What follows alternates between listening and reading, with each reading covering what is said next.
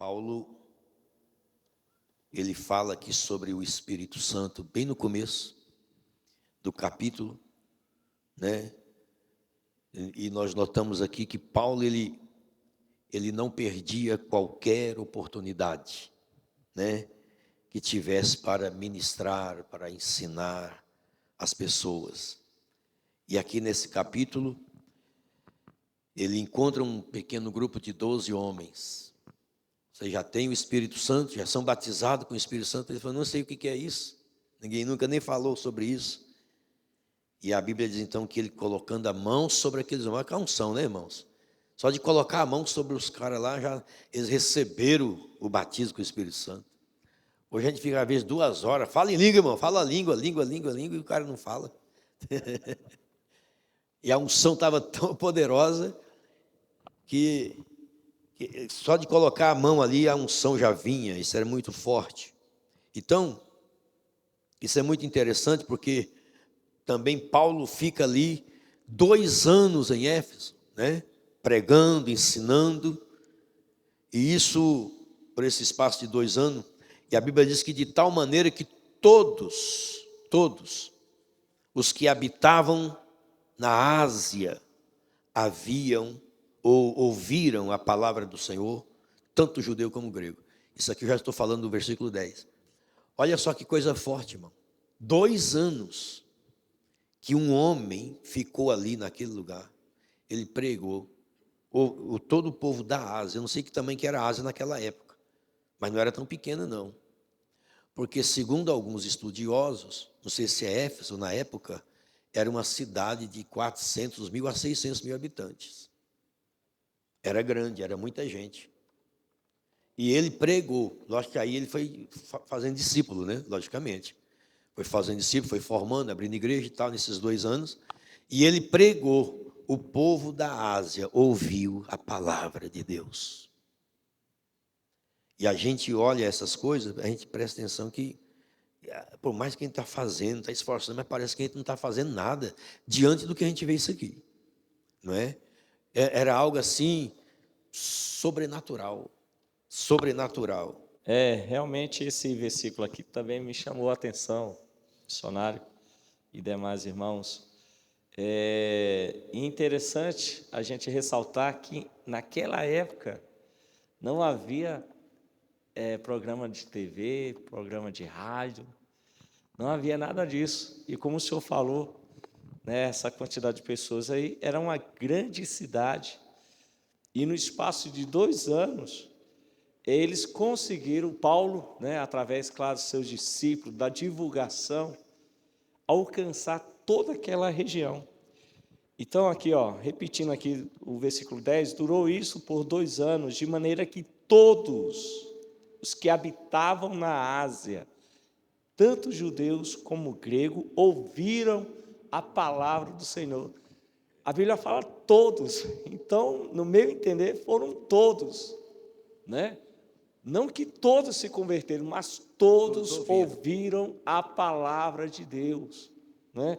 E Paulo, quando ministrava nas sinagogas, né, a gente também ressalta aqui que Paulo, ele pregava veementemente, né? E eu acho que com aquela coragem, com aquela ousadia, com aquela certeza, para persuadir, para convencer a pessoa que Jesus era o Senhor. Então, a gente precisa realmente ter isso no coração, né? Ter aquela certeza. Hoje, as pessoas, às vezes, né, tem pessoas que pregam a Jesus, não, se der você vai, se não der, experimenta, tal. Não, a gente tem que ir com certeza, olha, Jesus é o caminho, você precisa dele, não tem outro caminho, e tentar persuadir, né? Eu lembro da palavra de Jesus quando ele contou uma parábola onde um chefe de família fez uma grande ceia e o Senhor pediu para que convidasse as pessoas. E aqueles que foram convidados começaram a se excusar, dar desculpas. E disse, olha, não, traga aqueles, eles não são dignos, né? Vão pelos valados, pelos becos, e convide todos, aleijado, todo mundo. E os servos convidaram. Ainda faltava lugar, ainda tinha lugar. Aí o senhor da casa falou: olha, vão outra vez e força-os a entrar. Foi o que Paulo fazia aqui, persuadia as pessoas, né? Ou seja, com veemência para que, vocês precisam, vamos entrar. Hoje, com nossa família, se tem algum que ainda não são evangélicos, o que nós precisamos fazer? Forçá-lo, no bom sentido, persuadir, pregar, até que eles entrem. Né? Então, muito tremendo, eu achava a atitude deles fora do comum. Muito demais. Uma das coisas que eu penso é que as pessoas hoje estão pregando achando que Jesus vai voltar daqui a 200 anos. E Paulo pregava como se Jesus voltasse no outro dia. Gente, vocês vêm logo porque não vai dar tempo. Depois, quando Paulo impôs as mãos sobre a cabeça deles, o Espírito veio sobre eles. Começaram a falar em outras línguas e a profetizar. Existe uma polêmica muito grande entre ter o Espírito Santo, ser batizado com o Espírito Santo e falar em novas línguas ou em outras línguas. Infelizmente, missionário Hamilton, tem muita gente frustrado dentro da igreja, porque ele acha que por ele não falar em línguas estranhas, ele não tem o Espírito Santo. Sendo que falar em línguas é evidência do Espírito Santo. Eu já ouvi pregadores pregar, e o Espírito Santo é como se fosse um remetente, ou melhor, um destinatário, entendeu? Baseado numa carta, como a gente escrevia antigamente. E se a pessoa não tinha o selo, né? Quer dizer, no correio lá, o selo, a carta, não chegava lá. E o Espírito Santo é o selo, tudo bem. Mas isto a pessoa precisa entender. E no momento que a pessoa se entrega a Jesus, há um arrependimento, ele se batiza, ele mantém uma vida na presença de Deus, o Espírito de Deus está sobre ele. Agora, falar em línguas, isto aí é uma evidência. Por um exemplo, a gente não vê dentro da Bíblia Sagrada Jesus falar em línguas estranhas. Ué, e ele falou: o Espírito do Senhor está sobre mim. Mas era cheio. Então, é algo que a gente precisa ter muito cuidado nas pregações, nas ministrações, porque, infelizmente, hoje, 2023, ainda tem existe muita gente que tem essa dúvida, e por ele ter essa dúvida, ele não consegue desfrutar da evidência do Espírito de Deus que está dentro dele. Porque a partir do momento que a gente aceita Jesus, o Espírito Santo já vem na nossa vida. Com certeza. Nós já estamos cheios. É só se transbordar. E aí é uma questão de tempo, da hora que Deus quer fazer e a busca de cada um. E tem pessoas que vão ser salvos. Sim, sem falar língua estranha. Vão falar em línguas estranhas. Se a gente olhar na Bíblia, poucos servos de Deus, cujos nomes estão dentro da palavra, falaram em línguas estranhas. Exatamente. Isso é muito importante, a gente ouvir isso aí. É interessante que o que já foi abordado aqui, que Paulo, ele fazia a obra por convicção. Ele entendeu que ele nascera para aquilo, ele foi chamado para fazer o que ele estava fazendo. E a gente vê, e já foi falado nos dias anteriores, de como os frutos do ministério de Paulo eram abundantes. Os frutos eram em grande quantidade. Tanto pessoas judeus como gregos, prosélitos, e agora até discípulos de João Batista, né? Que não conhecia o Espírito Santo. E Paulo vê aquele grupo de homens ali e fala, não, esses homens já têm um princípio fundamental. Ó, João Batista aparecendo de novo aí. Exatamente. Só falta eles conhecer o Espírito Santo. E isso é fácil, isso é simples, isso é tão simples. E ele vai, ministra, instrui, eles creem, eles recebem e são cheios. E você vê que ele vai para a sinagoga e por 90 dias consecutivos, ele faz um trabalho ali na sinagoga. E o trabalho começa a haver frutos, mas havia pessoas endurecidas, pessoas que falando mal, pessoas dando mau testemunho.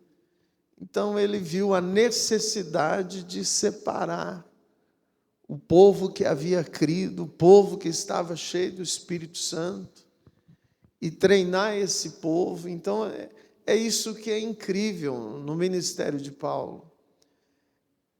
Como frutificava em grande quantidade, mas você vê que ele era um evangelista, ele era um mestre na palavra, ele era um profeta, ele era um apóstolo. Os ministérios na vida de Paulo fluíam, e ele era um homem muito sensível ao mover do Espírito de Deus. E é incrível como na cidade de Éfeso o trabalho fluiu num espaço de 2 anos e atingiu toda aquela região. É incrível. Multidões. Né? E sem dúvida nenhuma, pastor, não tem como negar, ele utilizava os pequenos grupos. Com certeza. Ele abria as casas, né? As pessoas abriam suas casas e ali ele ia evangelizar. E quando ele ia numa casa, por exemplo, o Flávio abria a casa dele, eu sou o Paulo, ia lá ministrar, já deixava ele como líder, cuidando ali, treinava ele, preparava ele e deixava. E aí foi se estendendo, irmão, se alastrando em toda a Ásia, sabe? É isso que Deus vai fazer na nossa vida, em nome de Jesus. Quem crê nisso? Fala amém, irmãos. Sabe, quando nós tivermos trabalhando, ganhando almas para Jesus, cada um abrindo sua casa para a gente, sabe, para você, né, gente? É você mesmo que vai falar de Jesus, convidar amigos, convidar vizinhos. Irmão, nós temos potencial para ganhar multidões aqui para Jesus. É uma questão de fazer mesmo. É interessante também, no meu ponto de vista, que em todos aqueles lugares já havia comunidades judaicas. Em todo lugar onde havia 10 indivíduos, então já criava uma sinagoga. E aquelas pessoas já tinham o princípio, já tinham as escrituras, já oravam, já conheciam a Deus. Mas a gente vê que havia os que falavam mal, por causa da inveja, né? Mas é interessante que Paulo, na sua convicção, ele falava de tal modo, com tanta certeza, e deixava que o amor de Deus fluísse através dele, das suas ministrações. E isso fazia a diferença. Com certeza. Tem que ter esse amor profundo. Mas quando eles tentaram isto com um homem dominado com o espírito mundo, o espírito respondeu: conheço Jesus. Tem outra tradução que diz: bem sei. Quem é? Quem é Paulo? Conheço Jesus, bem sei quem é Paulo. Nós que trabalhamos com libertação, nós sabemos que existe pessoas e infelizmente são possuídas Sim. por espíritos malignos, e podemos dizer, espíritos assim fracos. E isto aí, uma pessoa usando a autoridade do nome de Jesus, ela consegue expulsar, desde que ela crê. Mas vai chegar uma hora, vai chegar um momento, ela vai deparar com uma legião de demônios. E aí complicou a situação desses aqui. Eles estavam acostumados a expulsar alguns demônios, mas quando eles chegaram e encontraram com esse endemoniado uma legião de demônios, eles foram expulsar, achando que poderia expulsar, como expulsaram antigamente. Fazendo aqueles E o exorcismos. resultado, aquele espírito imundo falou para eles: conheço Jesus. Muita gente diz que o diabo não fala a verdade, ele não afirma na verdade. Sabemos que ele é o pai da mentira, mas tem muita gente usando isso aí. O diabo não fala a verdade, o diabo não tem poder. Tem e fala sim. Aqui está a prova. Conheço Jesus, bem sei quem é Paulo.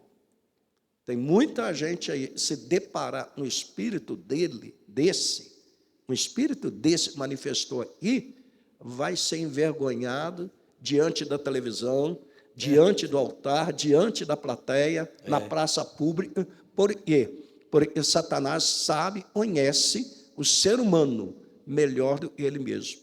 A única coisa que ele não sabe é o pensamento, mas saiu fora disso aí, ele tem conhecimento das atitudes, das ações, que qualquer ser humano comete. Então, conheço Jesus, bem sei quem é Paulo, e vós quem sois? E avançou sobre eles, a minha tradução espancou eles, e agora já pensou, aqueles homens nus, correndo por meio da rua, que vergonha? Então, cuidado que a pessoa tem que ter. O mundo espiritual, missionário Hamilton, é muito mais sério do que muita gente pensa. Tem muita gente brincando, tem muita gente que um dia falou: o diabo está debaixo dos meus pés, e hoje ele está debaixo dos pés de Satanás. Porque brincou, então, cuidado. né? Exatamente. Brincou. No mundo espiritual não pode se brincar, né? Tem que levar a sério as coisas.